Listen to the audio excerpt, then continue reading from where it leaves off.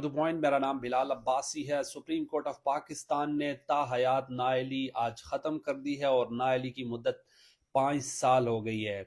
7 रुकनी bench था जिसमें से 6-1 का अक्सरियती फैसला आया है। बेंच की सरबराही कर रहे थे चीफ जस्टिस काजी फायद ईसा साहब। सुप्रीम कोर्ट में क्या चलता रहा, समातों में क्या हुआ, मेरे साथ मौजूद हैं सुप्रीम कोर्ट को कवर करने वाले सीनियर सहाफ़ी कंबर जैदी। कंबर साहब बहुत बहुत शुक्रिया। पहले तो बता दीजिएगा किस को इस डिसीजन से आसानी होगी, कौन इलेक्शन लड़ सकेगा, किसको रिलीफ मिलेगा सर? देखें, सबसे बड़े बेनिफिशरी इसके तो मियां मोहम्मद नवाज शरीफ हैं। सबसे ज़्यादा रिलीफ उनको मिलेगा क्योंकि सुप्रीम कोर्ट ने इस केस में ये तय कर दिया है कि आर्टिकल 184(3) के तहत जो मुकदमात होंगे उनमें जो फैसला सुनाया जाएगा वो कोई भी अब 62(1)(f) के तहत जो है ताहयात नाअहली नहीं होगी। यानी सुप्रीम कोर्ट ऑफ पाकिस्तान ने ताहयात नाअहली को मुकम्मल तौर पर ख़त्म कर दिया है और इसकी मुद्दत जो है, आपको जैसे पता है पार्लियामेंट से कानून साजी हो गया है 5 साल के लिए, तो इसकी मुद्दत अब 5 साल की होगी। तो इसमें जहांगीर तरीन समेत तकरीबन 12 ऐसे पॉलिटिशियंस हैं जिनको इसका फ़ायदा होगा क्योंकि 12 पॉलिटिशियंस के खिलाफ आर्टिकल 62(1)(f) के तहत फैसले आए थे। लेकिन सबसे बड़े बेनिफिशरी हमें जो नज़र आ रहे हैं वो आपको पता है कि मियां मोहम्मद नवाज शरीफ हैं, जो कि एक्सपेक्ट किया जा रहा है कि अभी अगर इलेक्शन होते हैं तो उनकी ताहयात नाअहली खत्म हो गई है। 5 साल का अरसा गुजार चुके हैं वो, अब वो जो है इलेक्शन कंटेस्ट कर सकेंगे, एलिजिबल हैं। इससे ये बताइएगा क्या चलता रहा सुप्रीम कोर्ट में? ये वही कानून साजी थी जिसमें कहा गया था कि लाइफ टाइम डिस्क्वालिफिकेशन को 5 साल के लिए किया जाए, उसी बेस पर 6 रुकनी बेंच ने ये फैसला दिया सर? देखें, जो चीफ जस्टिस ऑफ पाकिस्तान ने इसका नोटिस किस वजह से लिया था ये पहले समझने की बात है, और वो आपको बता देते हैं कि पार्लियामेंट से एक कानून साजी हुई थी इलेक्शन एक्ट में तरमीम के जरिए। इलेक्शन एक्ट में तरमीम करके 5 साल के लिए पीडीएम की हुकूमत ने कर दी थी कानून साजी। लेकिन फिर हुआ ये था कि इस कानून साजी, एक तरफ कानून साजी थी, दूसरी तरफ सुप्रीम कोर्ट का समीउल्लाह बलोच केस का फैसला था, और उस फैसले में जो है वो नाअहली की जो मियाद है वो ताहयात थी।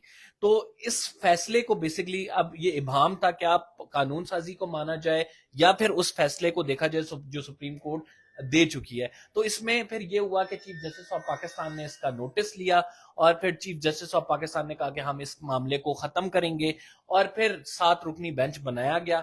अब जस्टिस उमर अता बंदयाल ने यह फैसला पहले तहरीर किया था समीउल्लाह बलोच केस के हवाले से, और फिर जस्टिस उमर अता बंदयाल ने इंटरेस्टिंगली एक और फैसला दिया था। पहले तो जस्टिस उमर अता बंदयाल ने कहा कि जो नाअहली है वो ताहयात होनी चाहिए। फिर जस्टिस उमर अता बंदयाल ने फैसल वाडा केस में 5 साल के लिए नाअहली का फैसला दिया कि इंटेंशनल नहीं है। फैसल वाडा ने एफिडेविट जो दिया है, जो असासे छुपाए हैं, तो ये दो उनके फैसलों में भी इख्तलाफ था। तो सुप्रीम कोर्ट ने इसको भी देखा और सुप्रीम कोर्ट ने फिर ये फैसला किया कि जो जस्टिस उमर अता बंदयाल का फैसला है जिसमें ताहयात नाअहली है उसको ओवर रूल कर दिया, और सुप्रीम कोर्ट ने ये करार दिया कि 5 साल के लिए नाअहली होनी चाहिए, और इलेक्शन में जो तरमीम की गई है उसको अपहोल्ड कर दिया, यानी उसको दुरुस्त करार दे दिया है। और सुप्रीम कोर्ट ने कहा है कि आर्टिकल 62(1)(f) इसको अकेले नहीं पढ़ा जा सकता, आइन से अलग करके नहीं पढ़ा जा सकता, क्योंकि इसमें इस आर्टिकल में खसूसन नाअहली की मियाद दी ही नहीं हुई है। इस आर्टिकल में ये तय ही नहीं किया हुआ है कि अगर कोई शख्स सादिक और अमीन नहीं है तो उसको कितने साल के लिए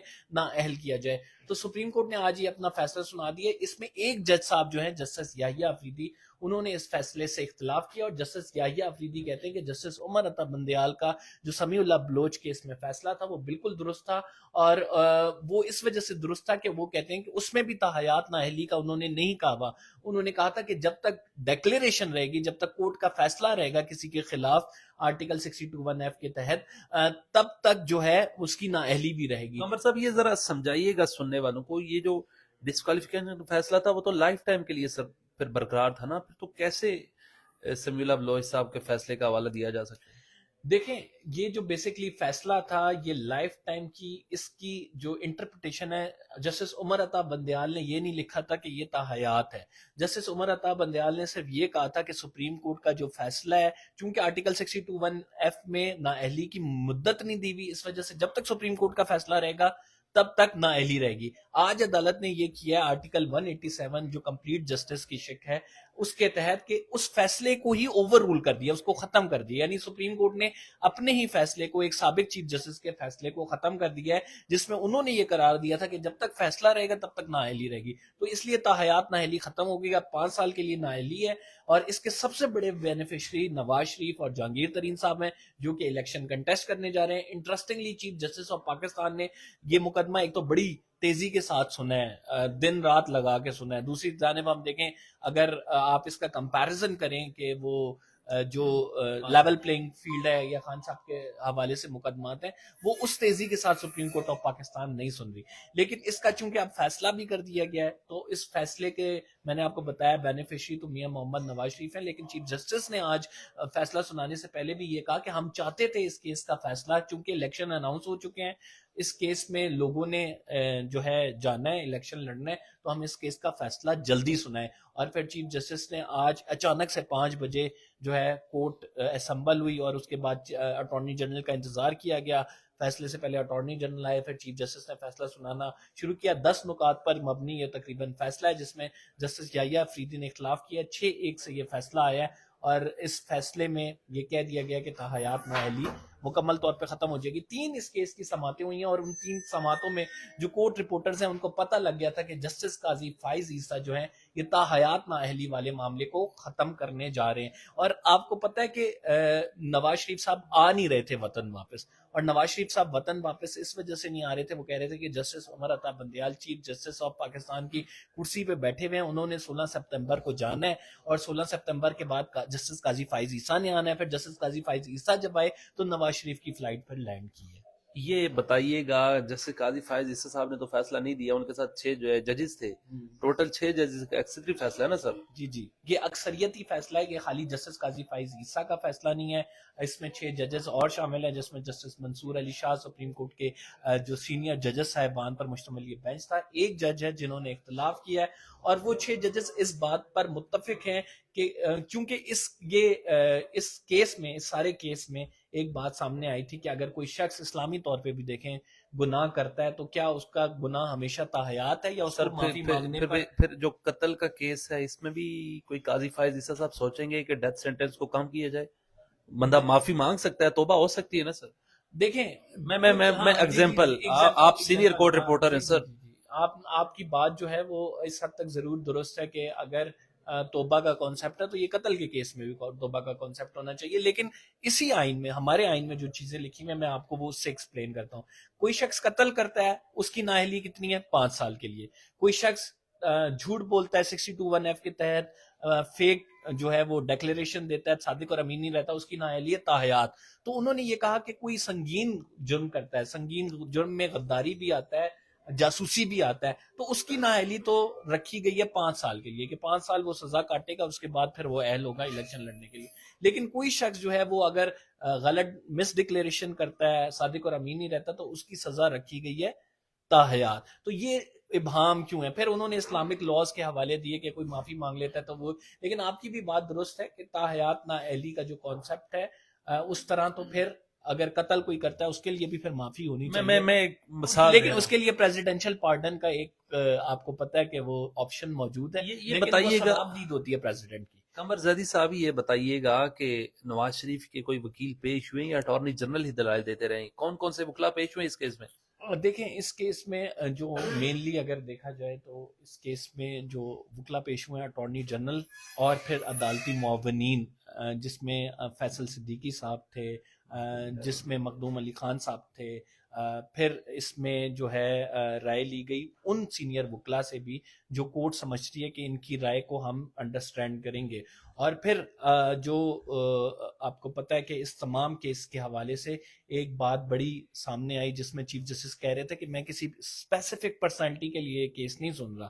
ایک طرف تو چیف جسٹس یہ بات کر رہے تھے, لیکن دوسری طرف چیف جسٹس یہ بھی کہہ رہے تھے کہ الیکشن آ رہا ہے, ہم نے اس کا آئین کی تشریح کرنی ہے. تو یعنی الٹیمیٹلی کہیں نہ کہیں یہ فیصلہ جن کو وہ بینیفٹ پہنچا رہا تھا وہ نواز شریف کی پرسنالٹی تھی, اور ابھی بھی سب سے بڑے بینیفیشریز کے ہمیں نواز شریف نظر آ رہے ہیں, جو کہ آپ کو پتہ ہے کہ اب اگلے الیکشن میں لڑیں گے, اور ان کی 5 سال کا جو وہ پیریڈ ہے وہ اپنا کاٹ چکا. عدالت میں کیا چلتا رہا؟ 3 سماعتیں ہوئی آئی تھنک. جی جی, تو ججز کے درمیان بھی جو नोक चलता रहा या सिंपल तरीके से ही चलता रही? देखिए, एक बात जो अदालत के सामने आई थी, क्योंकि इस केस का फैसला हो चुका है, एक साबिक चीफ जस्टिस इस केस का फैसला कर चुके थे कि 62(1)(f के तहत नाअहली कितनी होगी, ताहयात होगी।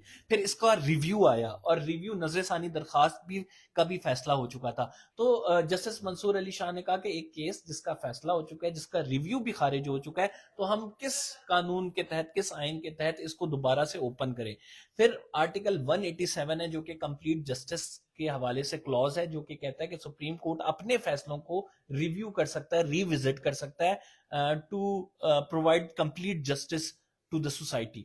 तो इस हवाले से फिर इस क्लॉज को देखते हुए इसको दोबारा से रिविजिट किया, यानी सुप्रीम कोर्ट ने एक अपना ही दिया हुआ फैसला जो कि एक साबिक जज ने दिया था उसको खत्म किया। अब इसका कॉन्सिक्वेंस क्या है? इसका कॉन्सिक्वेंस ये है कि आर्टिकल 184(3) यानी सुमोटो के जितने भी केसेस हैं, अगर सुमोटो के केस में कोई अदालत किसी भी पॉलिटिशियंस को एक तो पहले अब नाअहल नहीं करार दे सकती, क्योंकि सुप्रीम कोर्ट ने ये तय कर दिया कि ये कोर्ट ऑफ लॉ नहीं है, यहाँ पे डिक्लेरेशन नहीं हो सकती।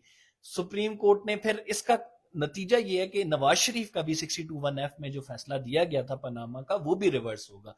वो रिवर्स होगा और नवाज शरीफ की नाअहली तब 5 साल के लिए हो जाएगी, वो खत्म हो जाएगी।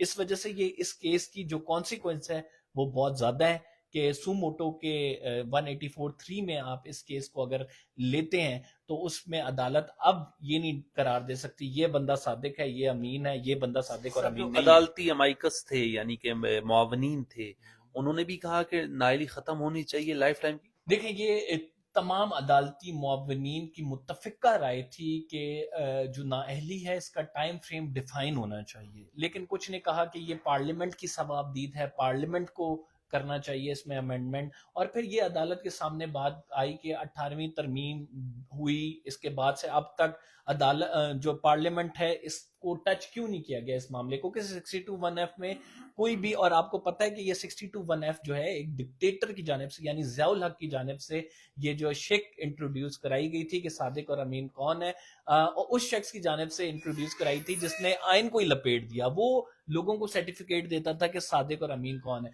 तो चीफ जस्टिस ऑफ पाकिस्तान ने कहा कि आइन अपनी असल हालत में बहाल होना चाहिए, ये डिक्टेटर का बनाया हुआ कानून है, काला कानून है, जिसने मुल्क को यरगमाल भी बनाया, मुल्क में आइन का निज़ाम ही लपेट दिया और वो लोगों को ये कहता था ये सादिक और ये अमीन है।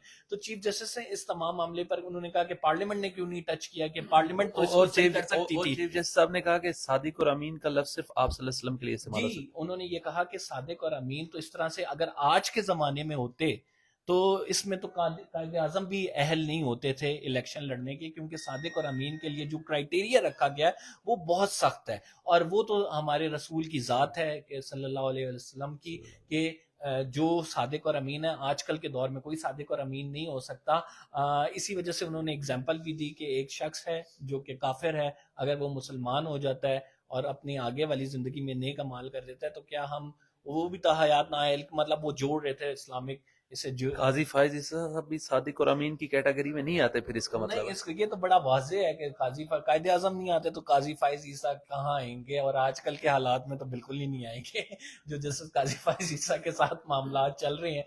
तो ये बेसिकली जो ये आइन में शिक दी गई थी सादिक और अमीन की, मैं ये समझता हूँ ये एक बड़ी मुबहम थी, ये सिर्फ सियासतदानों के खिलाफ एक टूल था उनको नाअहल करने के लिए, उनको इंतखाबात से दूर रखने के लिए, और ये मुतारिफ एक डिक्टेटर ने कराई थी। तो हमेशा डिक्टेटर्स ने ही, और जो आपको पता है कि पावरफुल जगहों पे पावरफुल लोग होते हैं उनकी जानिब से ये इस्तेमाल किया गया है कि मकबूल सियासी रहनुमाओं को दीवार से लगाया जाए। बहुत बहुत शुक्रिया। मेरे साथ मौजूद थे कंबर ज़ादी, सीनियर कोर्ट रिपोर्टर हैं, सुप्रीम कोर्ट को कवर करते हैं। आज जो 62(1)(f के तहत नाअहली का जो डिसीजन हुआ है उस हवाले से तफसीली गुफ्तगू की। अपने मेज़बान बिलाल अब्बासी को दीजिए इजाज़त। अल्लाह ने के बाद ओके हो गया जी, ठीक है, ठीक हो।